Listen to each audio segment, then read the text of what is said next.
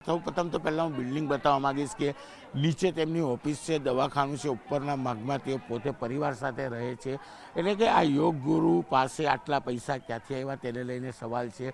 કહી શકાય છે કે યોગ ગુરુ પાસે સૌપ્રથમ તો લક્ઝરિયસ ગાડીઓની અહીંયા લાઈન લાગી છે.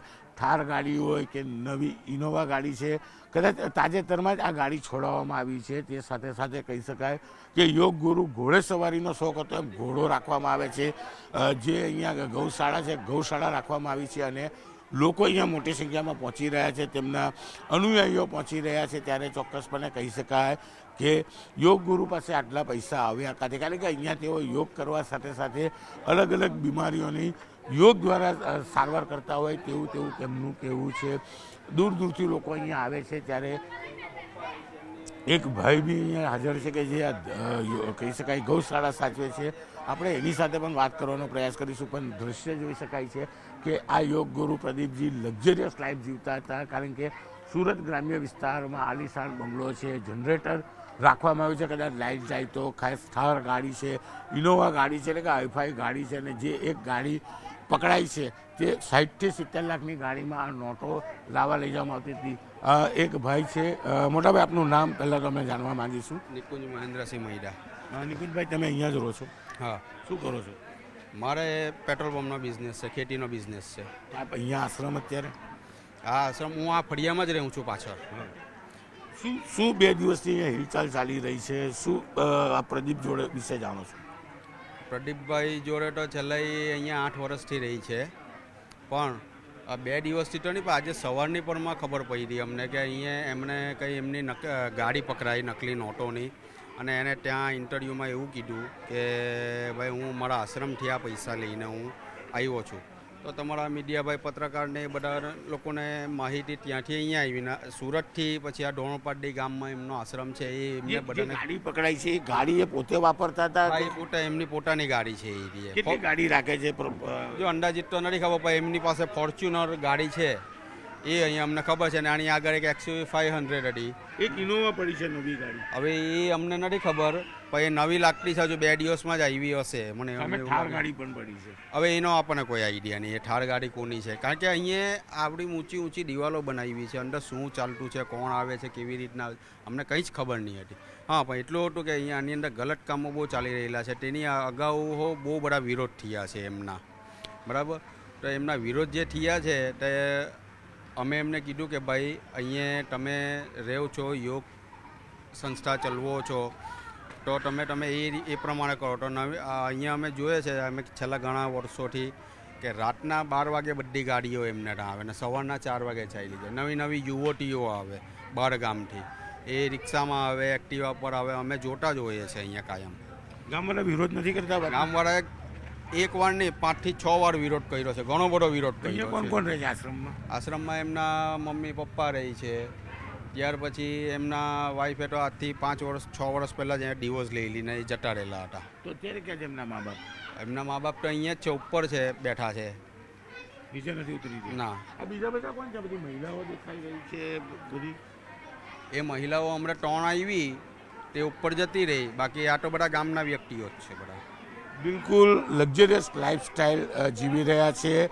જે ગામના વ્યક્તિએ કીધું એમ રાત્રે 12 વાગ્યા પછી મોટી સંખ્યામાં 4 વ્હીલરો આવે છે, સવાર થતાં નીકળી જાય છે, અલગ અલગ મહિલાઓ આવે છે. અને જે પ્રકારે અહીંયા કાળા કામની વાત કરવામાં હું પહેલી એક વસ્તુ બતાવીશ કે જો યોગ કરાવતા હોય તો કદાચ 15 થી 17 ફૂટની ઊંચી દિવાલોની શું જરૂર છે, લોખંડના મોટા દરવાજાની શું જરૂર છે? કારણ કે આશ્રમ છે, લોકો આવતા હોય પણ અંદર થતી ગતિવિધિ બહાર ના જાય તેના માટે ખાસ આ પ્રકારની કામ કરવામાં આવ્યું છે. અને હું કહીશ કે ચોક્કસ 2-3 મહિલાઓ આવી હતી અને થોડી વાર પહેલાં ન્યૂઝ 18 સાથે કીધું કે અમે તો અનુયાયી છે, પણ પહેલા માળે એ લોકો છે અને ઉપરના માળે છે તે માતા પિતા એક રૂમ બંધ કરીને બેઠા છે. જે જાણકારી અમને મળી છે તેઓ બહાર નથી આવી રહ્યા, પણ ચોક્કસ આ ગામમાં કેટલીક વખત તેમનો વિરોધ થઈ ચૂક્યો છે.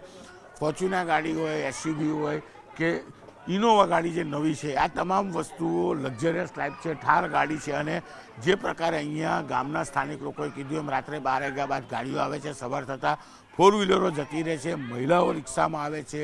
પ્રદીપ નામના જે યોગ ગુરુ હતા એઓ અહીં આ લોકોને યોગ કરાવતા હતા અને દવા દોરા ધાગાનું કામો કરતા હતા. પરંતુ ખાસ કરીને વાત કરવામાં આવે તો જ્યારે ગઈકાલે અમદાવાદ ક્રાઇમ બ્રાન્ચની ટીમ જ્યારે ઘટના સ્થળે પહોંચી અને ત્યારબાદ આ આશ્રમપતિ પ્રદીપ યોગ ગુરુની ધરપકડ કરવામાં આવી. તે દ્રશ્યમાં તમે જોઈ શકો છો કે આ એ જ આશ્રમ છે અને એ આશ્રમની અંદર હાલ પણ સાધકો પણ જે આ ટ્રીટમેન્ટ કરવા માટે અહીં આવ્યા છે. હજુ પણ સાધકો છે.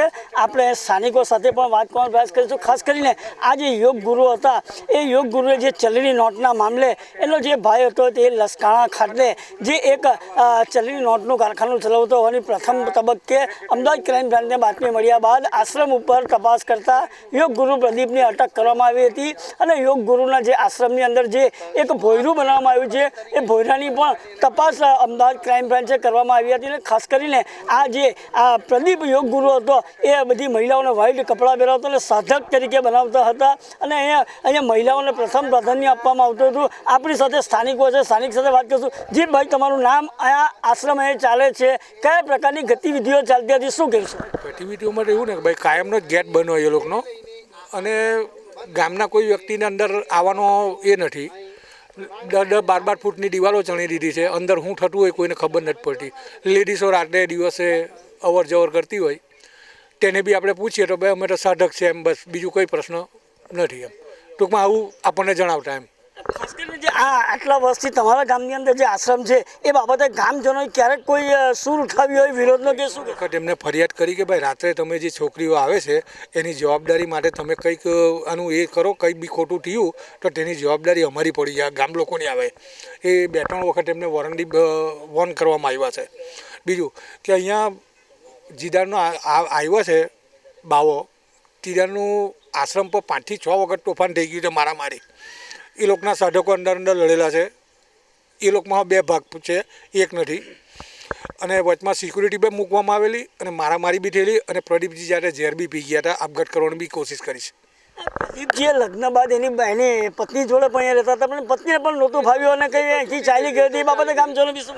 એ તો હવે એ લોકોનું અંદરનું શું કારણ હોય તો નહીં જાણવા મળે. એ લોકોની પર્સનલ મેટર છે. પણ અહીંથી એમના મિસિસ ચાલ્યા ગયા છે, લગભગ 2-3 વર્ષ થઈ ગયા. ખાસ કરીને આ જે બહારથી રાજકોટ છે અહીંયા સુધી આશ્રમ ચલાવવા માટેના આશ્રમની સ્થાપના કરી તો ગામજનોએ કોઈ એ સમય દરમિયાન કોઈ વિરોધનો સુર કે એવું કંઈ?